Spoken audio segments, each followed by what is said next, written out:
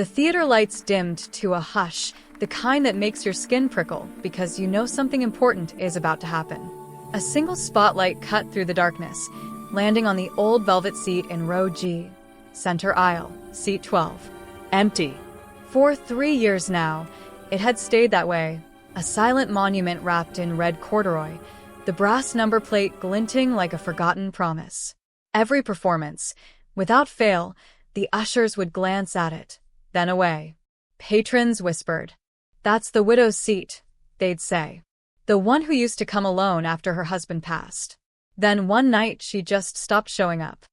No one knew the full story, only that her name had been Eleanor Voss. She always wore jasmine perfume, and on the last evening she attended, she'd left her program folded neatly on the armrest with a single line scrawled inside. Sorry. My mother is dead. The words had become theater legend, repeated like a half-remembered poem. People assumed grief had finally claimed her too. The seat remained reserved in her name, management's quiet tribute, because no one had the heart to sell it. Tonight was opening night of the Glass Menagerie. The house was packed, anticipation thick in the air. The curtain rose, actors breathed life into fragile dreams, and for 2 hours the audience forgot the empty seat in their midst. Then came the intermission. The lobby buzzed with murmurs and clinking glasses. No one noticed the boy at first. He slipped through the grand double doors like a shadow given permission, his coat too large, patched at the elbows, shoes scuffed beyond saving. Thin, perhaps 12, hair the color of wet coal, eyes too old for his face. He carried nothing, no ticket, no parent. Only a small, crumpled piece of paper clutched in one fist. An usher spotted him near the orchestra-level entrance. "Young man, this is a private performance. Do you have a ticket?" The boy didn't flinch.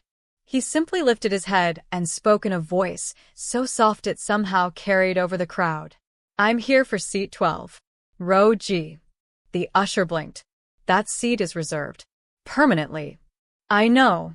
The boy unfolded the paper.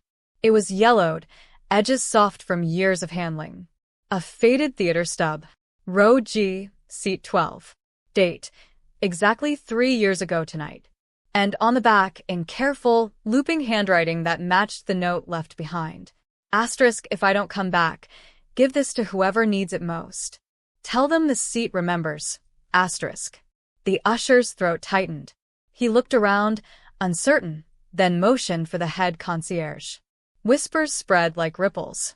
Soon a small circle had formed, patrons pausing mid-sentence, actors peeking from the wings during the break. The boy stood perfectly still, gaze fixed on the auditorium doors as if he could already see the seat waiting. The head concierge, a silver-haired woman who'd worked the Majestic since the war, knelt to his level. "Child, who are you?" He met her eyes without hesitation. "My name is Elias. I didn't have a mother for very long, but she told me stories about this place, about a woman who came here when the world felt too heavy. She said this seat saved her once, and when she couldn't come anymore, she wanted someone else to sit in it. Someone who needed saving too." A hush fell over the lobby. Someone stifled a sob. The concierge's voice trembled. "And your mother?" The boy looked down at the stub, tracing the printed numbers with one finger. "She died last month. Quietly. In a room with no windows. She made me promise I'd find this theater. Find the seat." She said, "Sorry, my mother is dead," was never the end of the sentence. It was the beginning of someone else's story. He lifted his chin again, eyes shining but dry. "So here I am. If the seat's still empty, may I sit in it? Just for tonight." For a long moment no one moved. Then the concierge stood, brushed invisible dust from her uniform, and offered her hand. "Come with me, Elias." The crowd parted like water. Patrons stepped back, some pressing palms to mouths, others wiping their eyes. The boy walked between them, small and steady, the crumpled stub now tucked safely into his pocket. They reached row G. The spotlight had somehow found its way back to seat 12, as though the theater itself had decided. The red corduroy looked almost expectant. Elias paused at the aisle. He turned once, looking out at all those faces, strangers who'd come for a play and found something far older, far truer. Then he stepped forward and lowered himself into the seat. The moment his back touched the cushion, something shifted in the air. Not dramatic, not loud, just a settling. As though the theater had exhaled a breath it had held for 3 long years. The lights dimmed for Act 2. And in seat 12, row G, center aisle, a poor orphan sat straighter than anyone had in a very long time, watching the stage with the quiet wonder of someone who finally belonged somewhere. The actors returned. The story resumed. But tonight, the real performance wasn't on the stage at all. It was in the way the empty seat was no longer empty, and in the way an entire audience suddenly remembered that grief doesn't end stories. It simply hands them forward. The applause at the end of Act 2 was thunderous, but it felt different tonight. Warmer, almost personal, as though the audience had just witnessed not only Tennessee Williams's fragile Laura, but also the quiet arrival of someone who carried the same kind of glass inside him. Elias stayed seated while others rose to stretch or applaud. He didn't clap. His hands rested in his lap, palms up, as if he were still waiting to receive whatever the theater had been holding for him. From the wings, the actress playing Amanda Wingfield, Maria Delgado, a veteran whose name appeared in faded playbills from the 80s, watched him through the narrow gap in the curtain. She had noticed the boy the moment the house lights came up for intermission. Something about the way he sat, spine straight but shoulders slightly rounded, reminded her of her own son at that age, back when the city still felt safe enough to let children wander into places like this alone. She whispered to the stage manager, "Who's the kid in Eleanor's seat?" The stage manager shrugged. Some orphan. Showed up with her old stub. Management let him stay. Maria's eyes narrowed. Eleanor's seat has been empty since the night she wrote that note. 3 years to the day. You think that's coincidence? The stage manager didn't answer. He was already signaling for places. When the lights dimmed again, Elias felt the theater breathe around him. The seat seemed to fit his body in a way no chair ever had. Not too wide, not too hard, as though it had been waiting for exactly these narrow shoulders, this precise weight. He could still smell the faintest trace of jasmine, or maybe he only imagined it, the way people imagine the perfume of someone long gone. The third act began. Tom Wingfield stepped onto the fire escape and spoke his famous closing monologue, the one about blowing out candles and trying to forget. Elias listened with the concentration of someone hearing a secret meant only for him. When Tom said, "I didn't go to the moon, I went much further, for time is the longest distance between two places," Elias felt a small, sharp pain behind his ribs. He understood distance. He had crossed it barefoot in more ways than one. As the final blackout fell and the house lights rose, the applause erupted again, longer this time, insistent. People stood. Some turned toward row G without quite knowing why. Elias remained seated until the clapping began to thin. Only then did he rise, slowly, as though reluctant to leave the embrace of red velvet. He was halfway up the aisle when Maria Delgado appeared at the top of the steps leading from the orchestra pit. She had removed her stage makeup, but not her presence. She still carried Amanda's fierce dignity. She blocked his path gently. "You're the boy with the ticket," she said.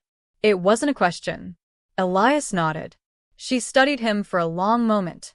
"Eleanor Voss used to sit exactly where you are now. Every Thursday for 23 years. She never missed an opening night.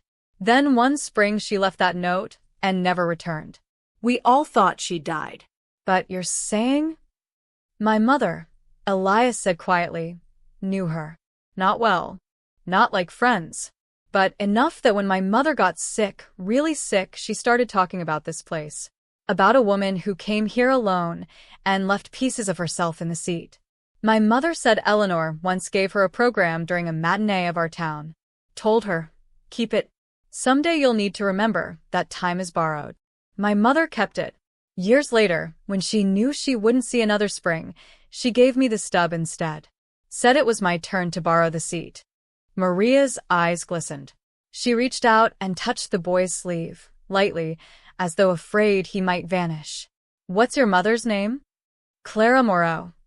The name landed like a dropped coin in the suddenly quiet auditorium. A few lingering patrons turned. An older man near the back row let out a small, surprised breath. Clara, Maria repeated. The dancer. She used to bus tables here in the late 90s. Always humming memory from Cats while she cleared glasses. Eleanor loved her. Used to leave $20 tips with little notes. For the girl who dances even when no one's watching. I thought Clara had moved away. She did, Elias said. To a small town up north. Then she got sick. She never stopped talking about this theater. About how the seat made her feel seen. Even when she was invisible everywhere else. Maria swallowed. And you came tonight because she made me promise. She said if I ever felt like the world had no room left for me, I should find this place. Find a seat. Sit in it until I remembered that someone else had once felt the same way, and kept coming back anyway. The actress looked around the emptying house. Ushers were beginning to sweep. Lights were being killed row by row. Yet the air still held something electric, unfinished. Come with me, Maria said. She led him through the side door marked no admittance, down a narrow corridor lined with old posters and scarred dressing room doors.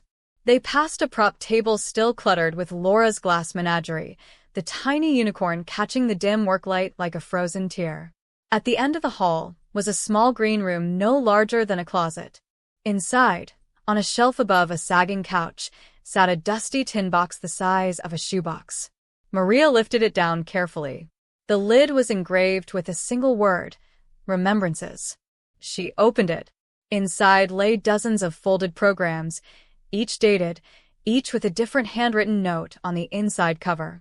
Some were in Eleanor's looping script, others in different hands. One read, for the usher who cried during Hedda Gabler. Another, to the woman selling roses outside, thank you for smiling when no one else did. And near the bottom, a program from our town, dated 15 years earlier. Inside, in faded blue ink. Clara, when the lights go down and the world feels too big, remember this seat is always holding space for someone. Pass it on when you can't come anymore. With love, E. Elias stared at the words until they blurred. Maria closed the box. She started this. A quiet chain. Every time someone sat here who needed it, they left something behind, a note, a memory, a promise. Then they passed the seat forward. I think tonight, you just received it. Elias reached into his pocket and pulled out his mother's theater stub. He placed it gently on top of the stack. Then I should leave something too, he said. He took the pen Maria offered. His hand shook only a little as he wrote on the back of the stub. For whoever sits here next, the seat remembers you even when you forget yourself. Don't be afraid to stay. Elias, who was once invisible too. He folded it closed and slipped it into the tin beside his mother's program. Maria watched him with something like awe. You don't have to leave tonight, she said. The theater closes late. There's a cot in the basement for nights when rehearsals run long. You can stay until morning. Eat something. Think. Elias looked up at her. For the first time all evening he smiled, small, hesitant, but real. I think I'd like that. Outside, the city moved on. Taxis splashing through puddles, neon signs flickering their indifferent promises. But inside the Majestic, in the quiet green room that smelled faintly of dust and old roses, a boy sat on a worn couch holding a tin box full of borrowed courage. And somewhere in the dark auditorium, seat 12, row G, center aisle waited patiently for the next person who would need it most. The night was far from over. Years passed, but the Majestic never forgot Elias. The tin box in the green room grew heavier with each season. Programs piled upon programs, notes layered like fallen leaves, some scrawled in trembling handwriting, others typed on hotel stationery slipped in by tourists who had heard the legend and come looking for proof it was real. The seat itself remained reserved, not by any ticket office decree, but by something deeper, an unspoken agreement among the staff, the actors, the ushers who had witnessed that first quiet night when a boy in a too large coat claimed what grief had left behind. Elias never left the theater entirely. He became its quiet heartbeat. At 14, he swept the aisles after midnight shows, learning every creak of the old wooden floorboards. At 16, he ran lights during dress rehearsals, fingers dancing across the dimmer board like a pianist coaxing secrets from ivory. By 19, he was assistant stage manager, then full stage manager, always wearing the same calm certainty that had carried him down the center aisle that opening night. He never spoke of his past unless asked, and even then his answers were gentle deflections. The seat told me where I belonged. I just listened. But the real story, the one that turned strangers into believers, lived in the people who sat in row G, seat 12 after him. There was the war veteran who arrived on a rainy Tuesday in November, medals pinned crookedly to a threadbare jacket. He had not slept through the night in 40 years. He sat through long days' journey into night, tears carving silent rivers down his face during Mary Tyrone's final monologue. When the house lights rose, he left a folded American flag patch in the tin with the words, "For the next soldier who still hears the guns. Thank you for the silence that finally answered back." Then came the young mother whose husband had walked out 6 months earlier, leaving her with a toddler and a stack of unpaid bills. She slipped into the seat during a matinee of A Raisin in the Sun, clutching her daughter's small hand. By the time Walter Younger cried, "I want to be like the men in the movies," she was weeping openly, not for the play, but for the permission it gave her to feel everything at once. She left behind a tiny drawing her daughter had made, a red velvet chair with a stick figure boy sitting in it, smiling. Underneath, in crayon, "The chair makes sad people happy." A retired schoolteacher sat there the night before her assisted living move, knowing she would never see another live performance. She watched the importance of being earnest and laughed until her sides ached, then cried because she remembered how to laugh at all. Her note was simple: "I thought I was coming to say goodbye to the theater. Instead, the theater said goodbye to my loneliness." And so it went, decade after decade. A violinist who had lost 3 fingers in an accident found the courage to play again after sitting through Amadeus. A teenage runaway spent one freezing Christmas Eve in the seat during a special midnight nutcracker, then stayed to become the theater's first full-time seamstress. A widowed accountant, convinced life had no more plot twists left, discovered during the curious incident of the dog in the nighttime that mystery could still surprise him. Each left something behind. Each took something forward. The majestic aged gracefully. Paint peeled in places, seats sagged, but the magic held. Tourists came now with phones raised, whispering, "That's the seat," as though speaking too loudly might break the spell. Locals brought their children on opening nights and pointed, "See that empty place? It's never really empty." Elias grew older too. His hair silvered at the temples, his steps slowed, but his eyes stayed the same. Deep, steady, carrying the same quiet wonder he had worn at 12. On quiet evenings he would slip into seat 12 himself, just to feel the velvet remember him. He never needed to speak. The theater did the talking. One winter, when the city was blanketed in snow and the box office was slow, a girl of about 11 appeared at the stage door. She wore a patched wool coat and carried a single daisy pressed between the pages of a worn copy of The Little Prince. Her mother had died 2 weeks earlier. Hospice nurses had found the old theater stub tucked into the woman's Bible, marked with a note in the margin, "Give this to my daughter when she needs a place to be seen. Tell her the seat is still waiting." The girl stood in the snow, shivering but determined. Elias opened the door himself. He didn't ask questions. He simply took her hand, small, cold, and led her through the familiar corridors, past posters that had yellowed like old promises, past the prop table where the glass unicorns still gleamed. When they reached row G, he lifted the cord and gestured. The girl hesitated only a moment. Then she sat. The house was dark, empty except for the 2 of them and the ghosts of 1,000 evenings. No performance tonight. Just silence, and the faint scent of jasmine that somehow never quite left the upholstery. The girl looked up at Elias. "Does it talk to you?" He smiled, the same small, real smile he had given Maria Delgado all those years ago. "Not with words," he said. "With remembering." She nodded, as though she understood. They sat together in the dark for a long time. Snow tapped against the high windows like polite applause. Somewhere above them, The rigging creaked softly. The theater breathed. When the girl finally stood to leave, she placed the pressed daisy in the tin box, beside every other small act of courage that had come before. Then she turned to Elias. "Will you save a seat for someone else someday?" He placed a hand on her shoulder, light, steady. "Always," he said. "That's what the seat does. It teaches us how to hold space for the next one who needs it." She walked out into the snow. Elias watched her go, a small figure disappearing into white, carrying the beginning of her own story. He returned to seat 12 and sat once more. The Majestic was quiet, but not empty. It never would be. Because somewhere in the city, in 1,000 cities, someone was walking toward these doors right now, carrying grief, or fear, or simply the need to be witnessed. They would find a seat waiting. They would sit. They would leave something behind. And the chain would continue, unbroken, candle to candle, heart to heart, across years and decades and lifetimes. The lights never truly go down in a place like this. They only dim, just enough for the next story to begin.